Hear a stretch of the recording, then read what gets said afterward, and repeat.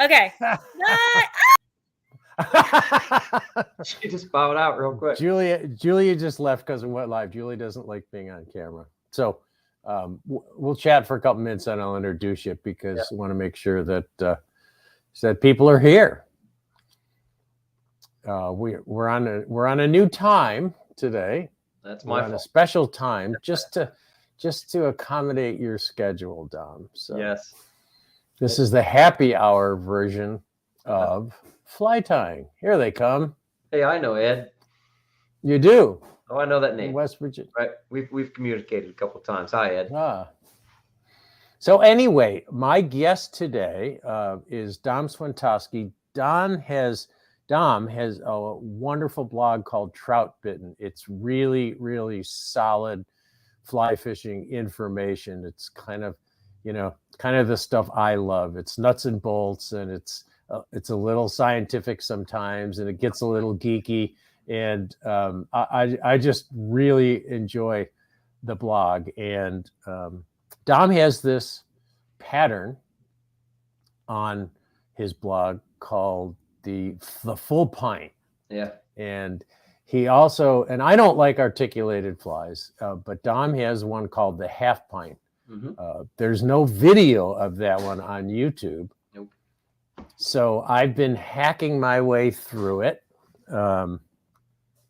This is where I've gotten. Mm-hmm. Let's see. Yeah, this is where I've gotten. Yep, that looks good. But I asked Dom to come on today and critique my tying and walk me through it. So I have to admit, I have never caught a fish on this fly because I tied a bunch last summer. Yeah. I fished with a guy named Jay Riley up in the Upper Connecticut River, and he ties some beautiful full pints. And I fished with him, and he said, "Oh, you got to have these flies." So I tied some up, and nice. I hated the way they looked. So because I hated the way they looked, I didn't like the way I tied them. I didn't have much confidence in them. Yeah. But I know that this fly is deadly. I just know by looking at it. For me, they eat it more than they flash at it. Mm-hmm. I don't know. There could be 100 different reasons why, but it is one of my good hookup patterns instead of just chase patterns. Yeah. Mm-hmm. Yeah. Especially the half pint, which is again the half version, the half size version of the articulated. Yeah. I'm like you. I'd rather fish it.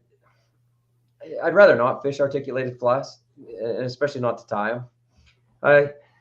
Well, around here, especially, they commit to these half size versions more than the full size versions. So I fish them more. Yeah. It's all in how you fish them too. And I remember reading somewhere where you made reference to a Moto's minnow. So did you design this kind of with the Moto's minnow in mind? Absolutely. Which is one of my all-time. That's why I know this thing's going to work, because Moto's minnow is a favorite of mine, but it's so darn hard to tie, and it uses so much Hungarian partridge, which has gotten really expensive. That this is a great. In fact, I think this looks better than a Moto's. Oh, I don't know that it looks better, but I liked. See, I had the history of this fly for me. I saw the Moto's minnow.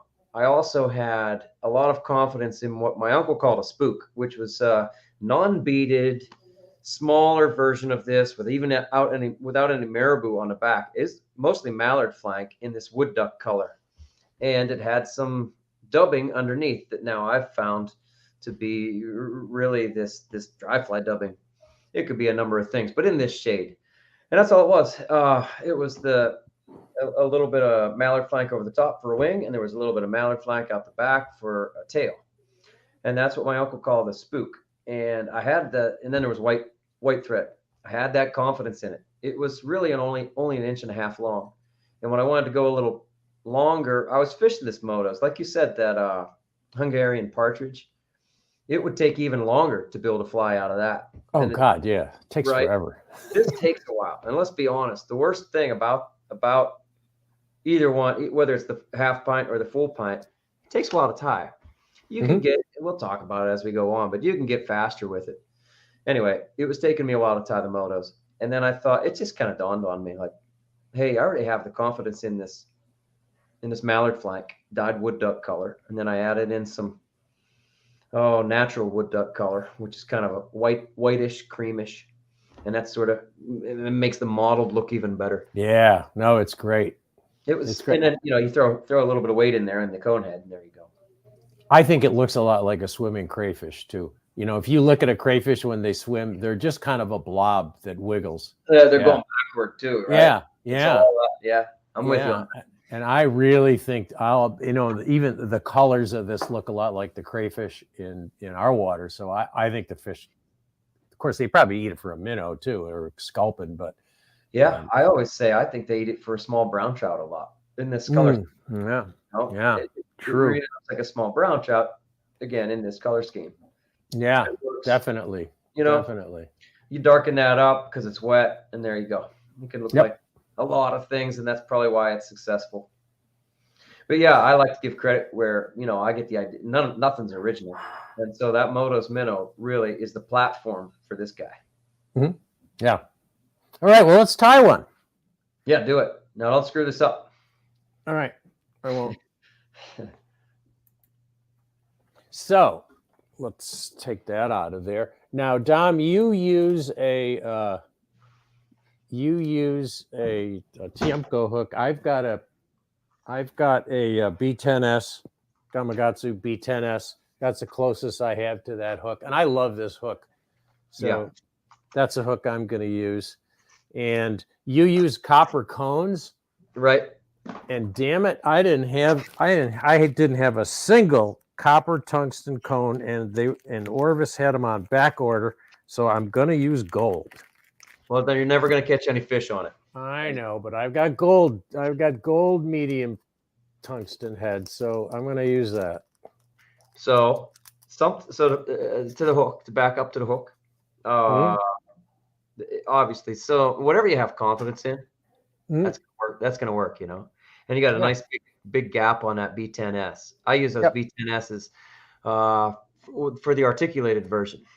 B10S. When I do this half pint version, the non-articulated version, I tend to run a Daiichi at, let me look, 2461. Oh, it's a Daiichi. Okay. Yep. But anyway, TMC, whatever, I think it's 3X long. I think it's a 3X long streamer hook. And, nice and sharp and all that. I also like that it's black, just like the B10S. Super sharp, micro barb. I usually pinch that down anyway. But, it gives me a little bit longer shank than what you're dealing with. But again, all these minor variations are okay, except your gold bead that's never going to catch anything. Yeah, well. Just kidding. That's the way it goes. Yep. So you said about tungsten cone heads or beads. I should mention, I also tie this with a bead sometimes instead of a cone head. We've been fishing. Well, I know you're friends with George Daniel, and he's been fishing a lot of jig heads, jig streamers. And so, he ties that sculpt snack, and I'll fish that a bit. And I kind of had those. Well, he likes to throw a tungsten bead, like a 5.5 millimeter, on his jig hook, like a 90-degree bend jig hook, and throw a slotted tungsten bead on there. And so I had those laying around in copper. About a week and a half ago, I tied those for the first time. I used that setup with I tied the half pint on that, and I like that. It gives me extra weight, and if I want that extra weight, then I'll use tungsten, whether it be like you have here in the cone head, or you could throw it into a bead. I'm saying it doesn't matter that much. So many things are going to work. But gold isn't going to work. So. Gold will never work. And then I'm going to take some 20 thousandths non-toxic wire. I think you use heavier, slightly heavier, and I didn't have any heavier, so that's what I'm going to use. 30. Yeah. Is what I usually use, but that's fine. Yeah. It's really this weighting, as we're talking about the tungsten versus brass, or this non-toxic versus regular lead, or 31 thousandths or the 20. It's really about how you like to fit, how each person here likes to fish it, how heavy you want it. And so I'll often tie mine a little underweighted, and then I throw a split shot in front of them, 5 inches, 6, 8 inch front on the line. But some people hate split shot. I don't. I like split shot. Okay, so these cones don't tend to ride very well unless you jam something in them. So I'm going to put a little super glue on that. Yep. That weight and shove it up there, and then that'll center that bead and hold it in place. There it is. How's that look? Probably could have put a little more weight on there, huh? Yeah, but like I said, that weight, sometimes I'll run it all the way back to the, not very often, but sometimes I run it all the way back almost to the bend. It's all in how much weight you want.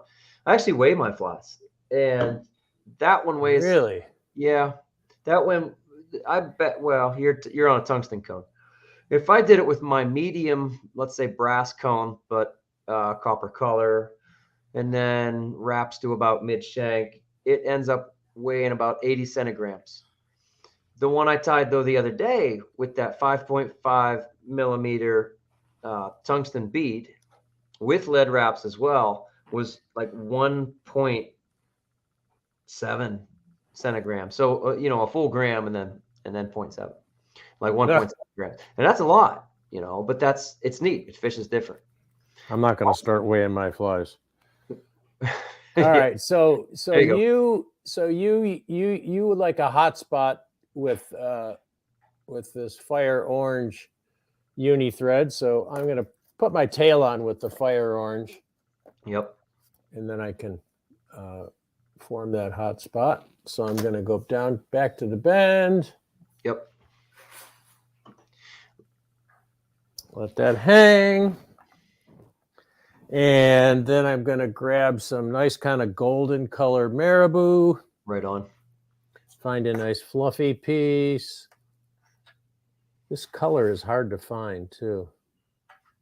Yeah, my fly shop, Fly Fisher's Paradise in State College, has always had, but it's unmarked. It's not like Wapsie or Hairline version. I think they dye it themselves. Yeah.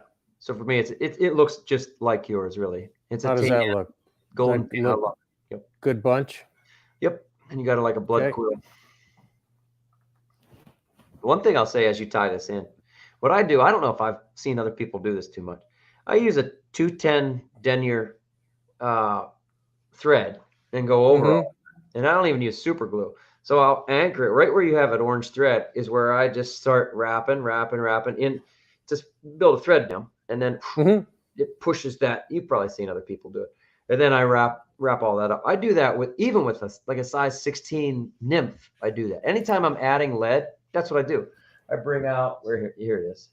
I bring out my 210 denier. This one's in whatever, brown olive, and then I just wrap that up. That keeps everything nice and tight, and then it gives me a good thread base to work toward. So about a shank length. Yeah, right on. Or if I was to go one or the other, I'd go longer than shorter. Right? Okay. Yeah. I'll go a little longer. I like long tails. I think trout like long tails, so that's why. I just worry about them fouling. So what I'm going to do is take 3 really tight pinch turns on top, and then I'm going to cut that off even with the bead. Yeah. And then the easiest way to bind this stuff down is to spiral forward really quickly. That locks it down, and then you can come back and go over that to, secure it and start to build an underbody. So now I'm going to build I got to tie in my Peacock Curl, right? Yeah, and I would mention that the Peacock Curl, for a while I was leaving it out, and right now I'm on the trend of putting it back in there. Well, if that's the way you're doing it, that's the way I'm doing it, Dom. Right now, though, last year I'd have said, four pieces, not 3, not 5. Right. That's right. 4 pieces. Fish, it's got to be 4 pieces. It's got to be 4 pieces, and then I'm going to just line them up. Yeah, close enough. They can be staggered a little bit. That's good enough. Now, if you think about it, besides the cone, this is almost the only flash on the street. It's not a flashy fly. No, I don't like flashy flies very much. And I do sometimes not, right? Do you just put it on? Do you just put the Peacock Curl on top? I kind of split 2 on one side, 2 on the other side. But Oh, I wouldn't God. argue with you. Oh, man. All right. I'll do that. This is fun, just getting to pick on people about how they tie. I know. Put 2 on the far side. Yeah. 2 on the near side. And then if you catch a couple fish, you might lose one. And you just have to throw the whole thing away because it'll never catch any more fish. I like that, though. Gives it kind of a lateral line. Exactly. That's why I like it. There. Okay. And it ends up to be on half of the streamer, really. Yeah. Lateral line. And then I'm going to just secure those a little bit. That's probably enough. And now we're going to wind our hot spot. Yeah, right on. So I'll go back to the base of the tail. And I don't know how much hot spot you make. Tell me when I've got enough. I keep going. I like as long as it is, and then I just thicken it up a little bit. I wouldn't go up. I wouldn't go up the shank anymore. I like that. I like that. Whatever. That's pretty close. That looks pretty good. Okay. And I will mention that you often won't see this when the fly is completed. When I hold this fly up, you don't see the hot spot. But then, of course, when you reveal it, you pull some fibers back, and there it is all of a sudden. And when it gets wet. Yeah, I'm pretty sure once it's wet and the material starts to fluff out again, I'm pretty sure they see it. To me, it's an important element. And now I'm going to attach my white thread. You could probably just keep going on orange with this, but right, it'd be all right. Yeah, but I like the way that because we're going to dub that next. Yeah. Okay, so now we add some dubbing. Yeah. And you like the kind of the super fine Spectre blend dry fly, I think is the same as what you use. I'm going to get my bunch. And I think you like this kind of sulfur orange. I like that. Yep. Yeah. Okay. I will go ahead.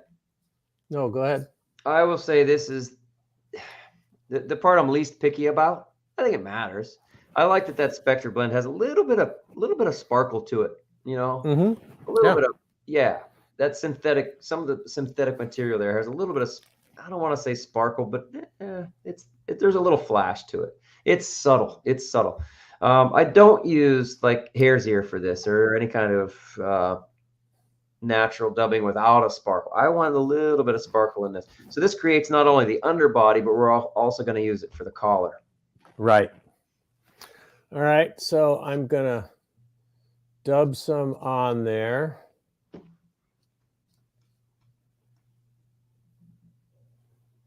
Hey, I'm going to answer this question. Ken Elliott asks, like 5 minutes ago, can you tie it in other colors? Yeah, sure. I mean, I call it a half pint because it looks like a half glass of beer, or the full pint looks like a full glass of beer. All right. So how much dubbing do I want here? Right, not right about to there. Oh no! I actually dubbed the whole shank, but pretty thin, right? Because everything that you put on, kind of now, all the feathers that we're going to put on have then the base underneath it of that little bit of sparkly dubbing underneath. Okay. It's perhaps incidental, but that's what I do. The reason I kind of tie a little bit and tie in the feathers is that bump will kind of flare that stuff a little bit.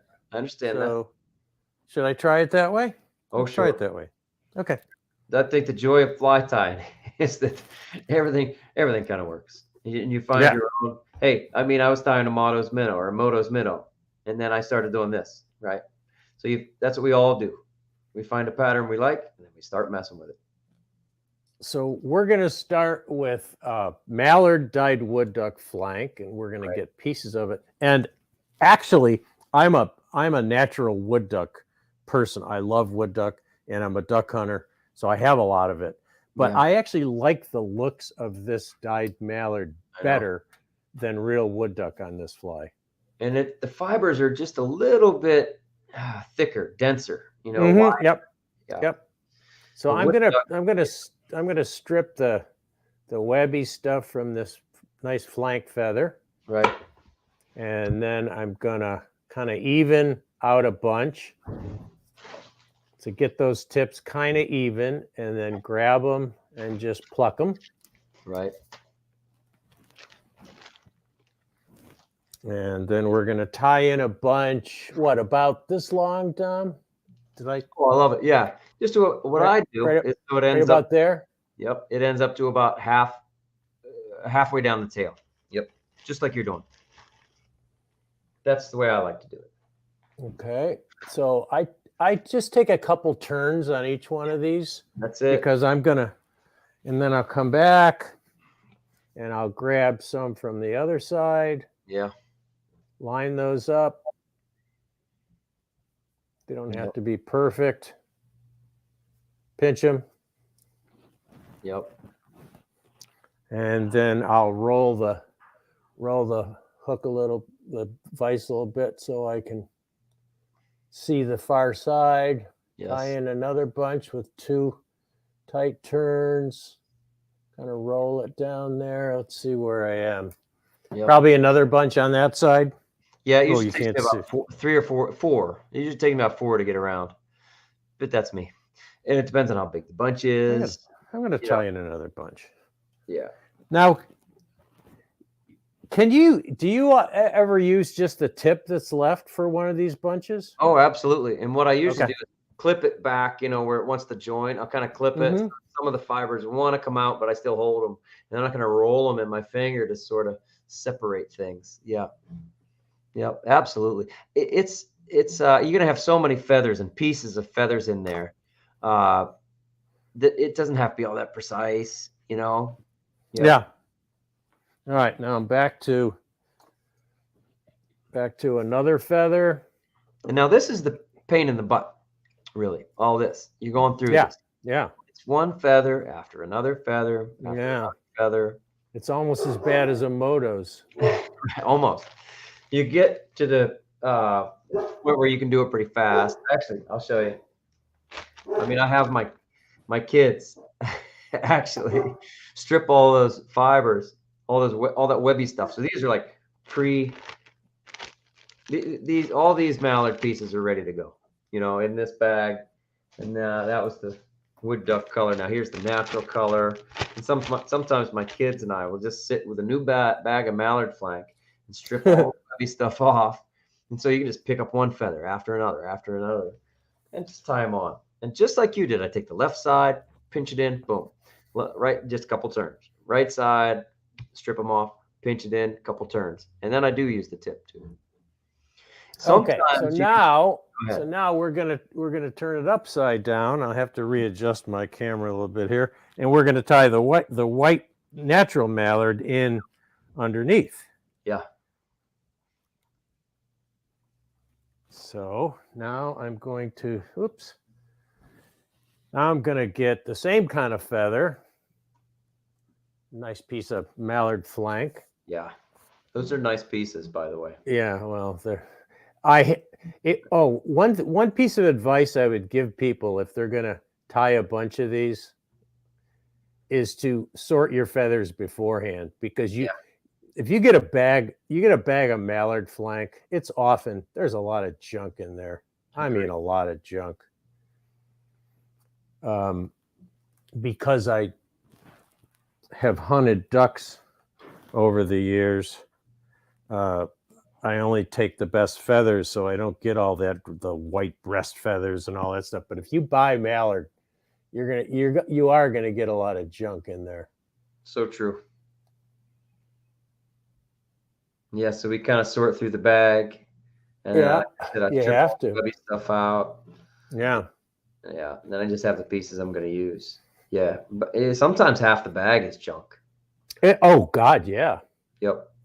And you don't get a lot of this flank. They call it in the bag. They call it mallard flank. It's mostly breast feathers. Yeah, right on. And only hunters really understand that. Yeah.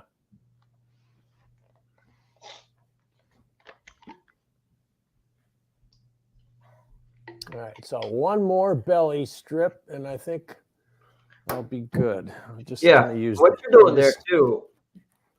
I like to do that. I like to keep some of my lighter the majority of my lighter feathers on the bottom. Mm-hmm. I like that. I will mix them in, especially when I'm tying the full. Oh, you will? Okay. Full point version. Yeah, sometimes just to kind of mix it up. I'll put a couple of the lighter feathers up top, mixed in with the wood duck, or vice versa. But yeah, I mean, most minnows, even if this looks like a baby brown trout, it has a lighter bottom. Its belly is often whitish or creamish, and so this is a fairly good look. All right. So now I'm going to take a couple more turns just to make really tight turns. And then I'm going to cut all this junk off. Here's Ed Hankinson asks about ever try tying the flank in by the tip and wrapping like a hackle. We're going to do that. Right on. Yeah, we probably are. Once I kind of get up half mid shank, then yeah, I often will do that. Sometimes it's faster. Sometimes it actually seems to be more trouble than it's worth. But yeah, Ed, we do that. And he also asks, or perhaps putting in a dubbing loop. Dubbing loop's way more trouble for me. Oh, God. Yeah. In this case. Now, what we need to do is get like EP fibers or something to make something that looks exactly like this, Oh, wouldn't that be cool? I'm just going to put a little super glue on these butts here. I mean, dubbing brushes and things like that are fantastic, and I'd love to have something, to be honest, there's plenty of other things that you can make that you could buy. They would be fairly similar to this.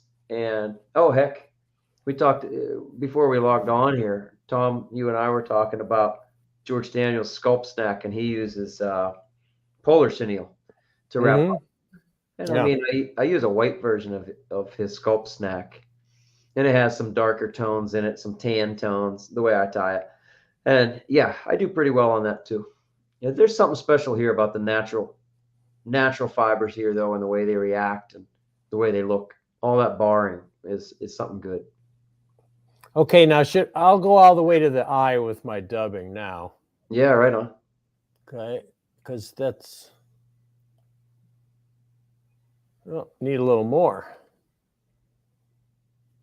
Even though that's going to be filled in with a collar, I'd like to put a little bit more in there. Yeah, I like to fill it up pretty good.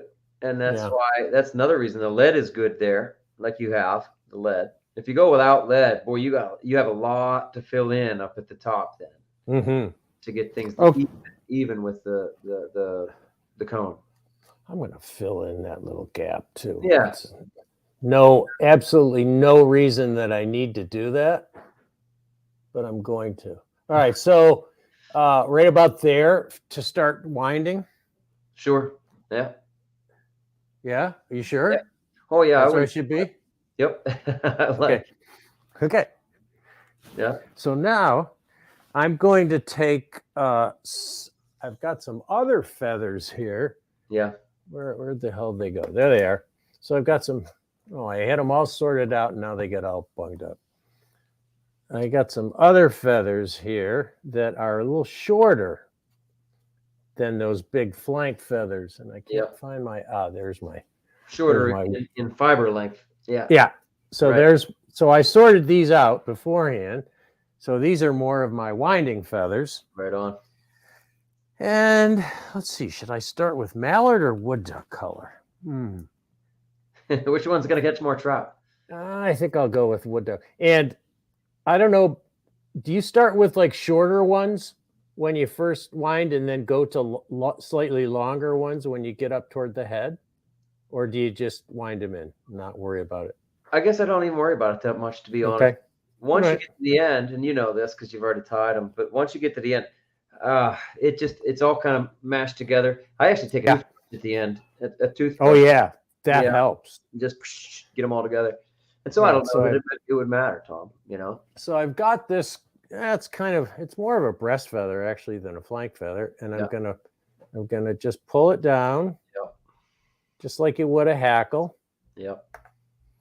And then gonna snip the tip and give it a couple. This kind of gives you a little bit more grab if you cut those. And then I'm gonna tie that in.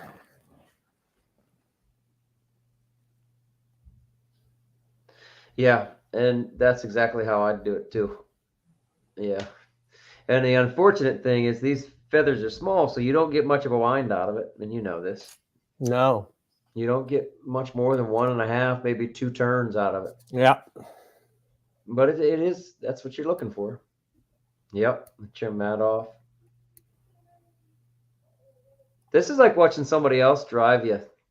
I mean, sitting in the passenger seat. And Yeah, you must be stepping on the brake. right. You must be stepping on the brake quite a bit. My wife. All right. Yeah, go ahead. So I'm gonna grab this with a pair of hackle pliers. Yeah. And I'm going to. I like to wet my fingers and kind of crease that so that it all comes to one side, and then start winding. And you may find, if it doesn't quite go the way you want, you may find you have to twist that stem a little bit to keep it pointing backward. Yeah, and what you're doing is, I think, a great thing. Rolling it on itself. Yeah, you're trying to keep everything oriented back. I will say, when I first started tying this pattern, I was kind of obsessive about that. I got to make sure everything's, laying the right way. And then I realized that it doesn't matter that much. Sometimes now I just start winding, and I try to keep everything going back the right way. Again, once we rough it up with the brush, and once it's fishing, they all kind of lay back. They'll and then I'm gonna come back on it, and that'll help them lay back. Yep. And now I'm gonna grab a mallard feather. So I like the way you alternate. Yeah. Colors. Yeah. So here you have, like we were saying earlier, even if you decide to just pinch everything, you don't have to wrap. I should say to everybody, you don't have. You can just keep pinching in. Sometimes I find that to be quicker if I get really good, really fast with the pinch ins. And yeah, we talked about, we were setting up the white stuff on the bottom and the wood duck dyed stuff on the top. But here, obviously, now that we're palmer or wrapping, yeah, you're gonna have stuff mixed together. It looks good. And we didn't really mention why you tie in those first bunches, and you make a good point. If you start to wrap, and I would rather wrap these feathers, but they're too long. Yes. Right. If you start to wrap at the back, they're just too long. They take over the tail then. Yeah. Yeah. And then you'd never catch any trout. Never. No. Especially with the gold bead. Oh my God. No, you'd just be wishing. Yeah, instead of fishing. Oh, I didn't switch cameras. Hey, there's David McPeak. I'm saying hi to David. He said he caught best brown of the day. All right, good. That's right. I remember that. I know where we were. And then we're going to wind this mallard. Rick Flink asks, I wonder how this would work tied like a small game changer with a small articulation and a single hook. Oh. I think it'd work great. That's your full pint. That's your full pint, right? Yeah, real similar. Yeah. Double. I mean, the articulated version of this is just a double. But if you tie them on, I've never done it as a game changer. To be honest, I don't tie the game changers. It's a lot of work for me. Oh, it's an awful lot of work. Right. I'll buy them. I love them though. I love them. They're great flies. Mm-hmm. All right. Now, time for another wood duck feather. Mm-hmm. Jacob asks, any reason to tie in from the tip versus the base? What do you think? Yes. It's going to wind. It's going to fold better. That's a good way to explain. If you tie it in by the base, it's going to try to wind the wrong way. Nice. Anytime you want something to fold like this, you're much better off tying in by the tip. Nice. I didn't have the answer. I don't know. Yeah, and I don't know why, but whenever you're winding a hackle where you want it to fold like this, you got to tie it in by the tip. Well, you could tie it in by the butt. Mm-hmm. And also, by tying in by the tip, you have that nice butt stem to hold in your hackle pliers. Sturdy. Yeah. Right. That probably would have been my answer. Anyway, you're getting this is one of those flies that looks messy as you're tying it. It looks like, is this going to come together again? Like I said, once you take that toothbrush to it, or Yeah. whatever you use to sort of rough it up and fluff it all up. And especially once I you get I love the way this fly looks, though. Mhm. I really like the way it looks. It's buggy. Yeah, I think it's all that barring on that mallard flank. Yeah, absolutely. And You it's can just see natural. that those flared out on me, but we're gonna wrap back on those and they'll. Absolutely. Now it's starting to add some bulk, Mm-hmm. some profile. Mm-hmm. Yeah, I like And it. wiggle. All right. All right, so I'm gonna stroke these back, make sure I grab all the fibers. Don't poke yourself with that B10S. Right, those are sharp. Too sharp. Tom, do you All right. remember just time with mustads and they were kind of sharp and they were good? Oh yeah. But you didn't Yeah. hurt yourself with the vise either. You know what I mean? What do you think? One more feather? Yeah, I agree. One more? Okay. Yeah, before you do the collar, Mm-hmm. at least one more. Ooh, I get this a is little. Yeah, sometimes I'm going then I'll even stack in pinch-ins after that, but you don't need to. I'm not gonna. I I don't have, do that. it's fine, yeah. I mean, I have seen people tie it just too thin, and if you don't have that, Mm-hmm. I think though, when I've seen that, it's often because people don't dub that body. What you did is first you added some lead wraps, which took up, gave it some girth, let's say, Mm-hmm. and then you're adding the dubbing, which is cool, and that gives it a little bit more, thickness to it. And now it's like the feathers on there are becoming enough already. That's cool. Yeah, like one or two more, and you're good. I can even stick that tip right under the cone. Yeah, Getting bulky up here. that's good. All right, let's see if I can wind that one without screwing it up. Dom, you haven't given me any grief yet. No, I've been looking for something to pick You've on. been pretty agreeable. It's not like tying with Flagler, Is he particular? Well, we have a tie off once a month where we tie together and people vote. Well, heck, who ties the better fly, and it's a lot of fun. We have well, a as good soon as you time make a with it. competition, then I'd be telling you I could do it a lot better than you. No, that All right. Yep. No, I let it slide when you use the B10S. I let it slide. We talked about the gold cone. Oh, the gold. Yeah, the gold bead. Yeah, it just...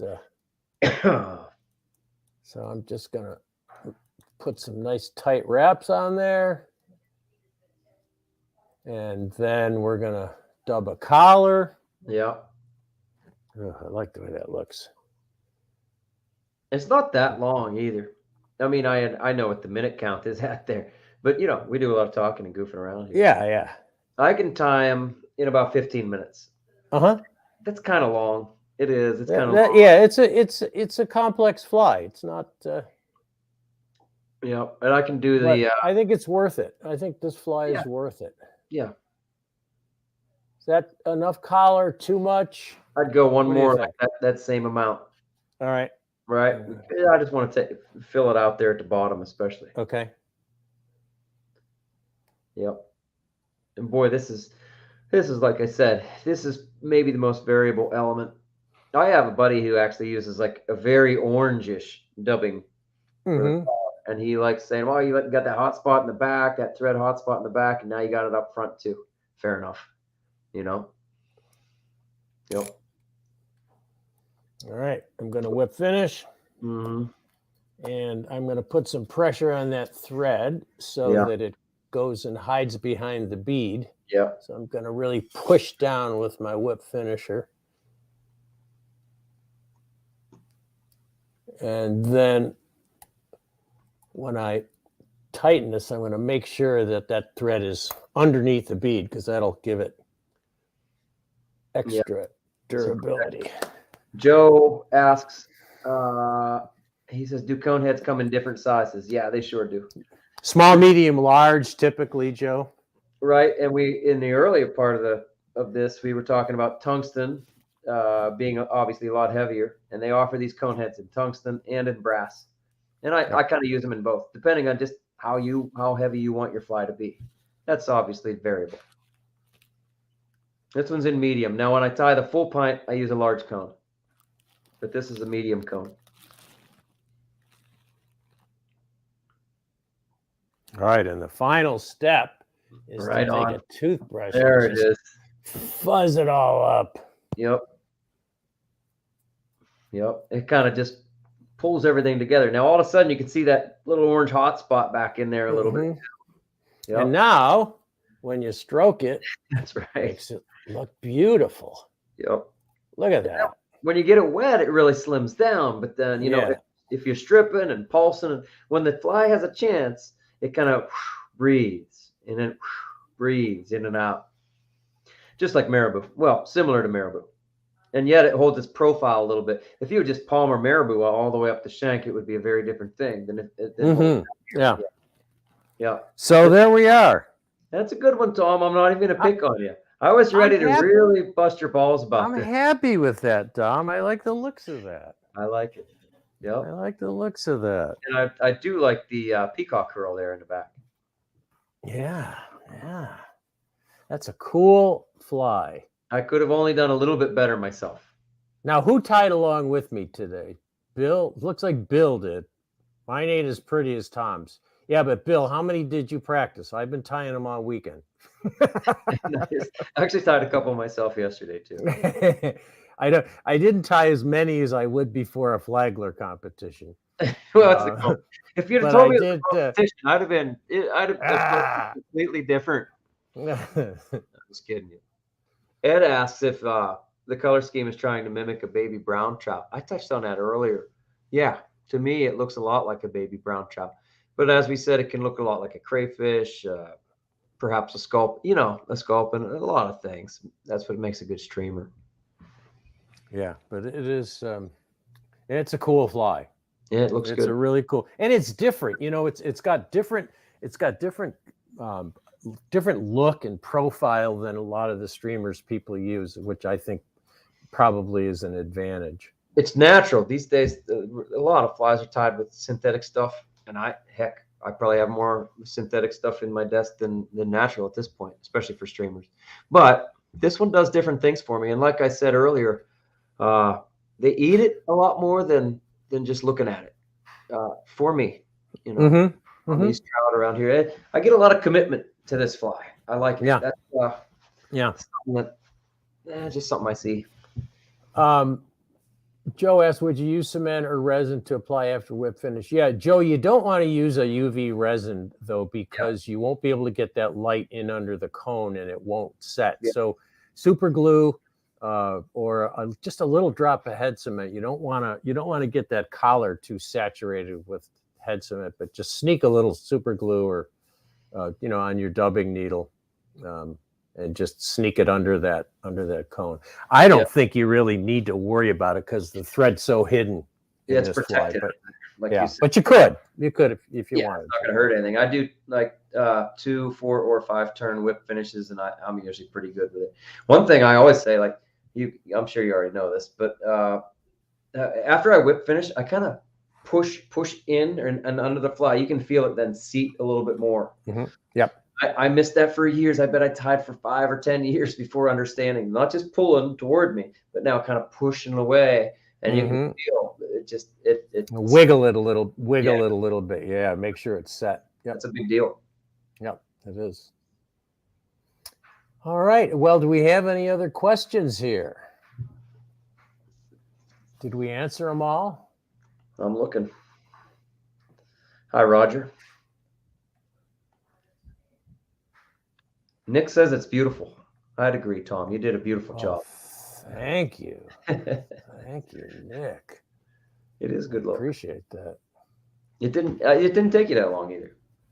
And that's the knock on this fly. To be honest, like I said, it takes a little longer than most. If we had a dubbing brush that looked just like that, as I mentioned, it'd make the process easier. Yeah. We got to talk to Enrico or somebody to make a dubbing brush. A wood duck dubbing brush. There you go. You have connections. Make it happen. Well, you could make one. They sell these dubbing brush kits that use copper wire, but I think it would be really difficult to do. Yeah. It would definitely lining up all those it'd fibers. take even more time than that does. Yeah. Yeah. Other colors and size. What other colors and sizes do you tie it on? I don't tie it on any anymore, but I used to Mhm. do a gray and black version. All right. And then now for me, my box is different. Just everybody does their fly boxes differently. But if I want to use if I want to use a black fly, I'm usually on a streamer. I mean, I'm usually on a woolly bugger. Mhm. And so I don't have a lot of duplicates in my box. I have black, black slash olive woolly buggers, and then I have white woolly buggers, and that's it. And if I want this color of fly, it's this. And if I want if I want a yellow one, oh, I have like a circus peanut kind of style, you know. I have a number of olive flies, to be honest, and I use an olive sculpin. Anyway, I don't tie this one really I don't carry it anymore in other sizes, but I used to. I goofed around with it. Like a lot of us, when you first come on a pattern, you go, I like this. I'm gonna change that, and I'm gonna do it in these colors. And for me, I do like to keep things simple. And so this is the only color scheme I carry anymore. And I like this too. We didn't mention this, but you can see this in the water. You really can. We were fishing it today, to be honest, and you can see it most times in clear to moderately clear water. You can see it, and so I think we all like to see our streamer. I'm Mhm. saying at a certain depth, 2 feet down. Beyond 2 feet, you're probably not going to see it. But most of my other flies that I'll put on there to see are either really flashy, like a Crelex minnow. I've been using that a lot, or they're white and sometimes black. But this one is not white, and yet it's the kind of color we can see. I can usually see it. I like that. Yep. Oh, and I saw a question there. Bill wanted to know what we ended up doing with the Peacock Curl. Mm-hmm. The Peacock Curl is tied 2 strands on either side of the tail. Yeah. So I think you can see it there. So there's 2 strands on each side. Yeah. That's Just remarkably durable too. I thought, just like you, Tom, when you're tying with Peacock Curl, sometimes it seems kind of delicate, especially if you don't have the right, if you have brittle, maybe Peacock, it's a little bit older, perhaps. And so I thought when I got that again from Moto's minnow idea pattern. And so when I started using that, I figured, well, this is probably going to break off on a stream but it's pretty dang durable. You tied it in, it's probably going to stay there for most of the life of the fly. Oh, what's your favorite retrieve for this? Oh, I couldn't or even. Do you have a favorite retrieve? Well, I do a lot of. All right, I'm always thinking about head position, and if my thumb is, where am I? Anyway, I like to have the head of the fly pointed down and across. I often will have it pointed across. Okay, and then I'm casting the bank and stripping it back. That's very standard. But more often than not, when I'm fishing streamers, I'm still working upstream, and I'll cast up and across. Let's say generally a 45 towards structure. Let's say it's the bank, and then I like the head coming down and across. Again, not swinging it as much as pulsing it, stripping it, even jigging it. Down and across is my favorite head angle. When I'm fishing streamers, I'm almost constantly thinking about head angle. Yeah, I am. I'm always very aware of the head angle of the streamer. How is it pointed? How is it oriented in the stream? And again, I like it to be pointed down and across most often. Sometimes across. Rarely am I going to swing them out. But those are my waters, and that's my approach.